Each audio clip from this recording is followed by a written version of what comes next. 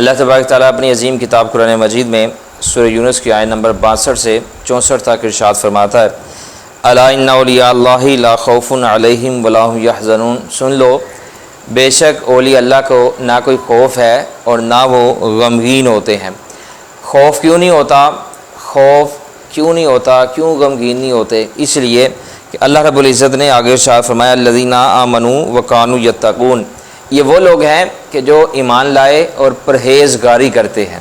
ایمان لانے کے بعد ساری عمر یہ اللہ تبارک و تعالیٰ کے حکم کی اطاعت کرتے ہیں، پرہیزگاری میں گزارتے ہیں، اللہ کی عبادت میں گزارتے ہیں۔